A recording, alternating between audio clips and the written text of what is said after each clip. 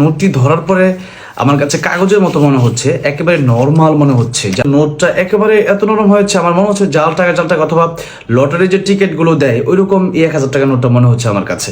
আসসালামু আলাইকুম রহমতুল্লাহি ওয়া বারাকাতুহু। আমার দুটি হাতে দুটি নোট দেখতে পাচ্ছেন, এটি নতুন, এটি পুরাতন। এটি 2020 সনের, এটি 2025 সনের, অর্থাৎ এই বছরে যে কয়েকদিন হলো বের হলো 1000 টাকার নোটটি। তো আমি আমার ব্যক্তিগত মতামত জানাচ্ছি।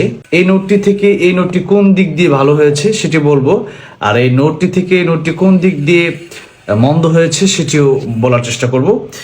এই নোটটিতে আগে শেখ মুজিবুর রহমানের ছবি ছিল, এখন কোনো ছবি নেই, এটা ভালো। কারো ব্যক্তিগত ছবি এখানে না থাকাই ভালো, এবং যে কোনো মানুষের ছবি এখানে ছাপিয়ে এটা পকেটে নিয়ে নামাজ না পড়াটাই উত্তম। এখন কথা হচ্ছে মন্দটা কি?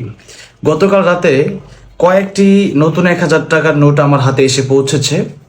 এখন কথা হচ্ছে যে নোটটি ধরার পরে আমার কাছে কাগজের মতো মনে হচ্ছে, একেবারে নর্মাল মনে হচ্ছে। যার কারণে এই বিষয়টি নিয়ে আমার কথা হচ্ছে যে যদিও ডিজাইনটা মোটামুটি ভালোই হয়েছে, এখানে স্মৃতিসৌধ আর এখানে জাতীয় সংসদ ভবন, কিন্তু নোটটা একেবারে এত নরম হয়েছে, আমার মনে হচ্ছে জাল টাকা অথবা লটারির যে টিকিট গুলো দেয় ওইরকম 1000 টাকার নোটটা মনে হচ্ছে আমার কাছে।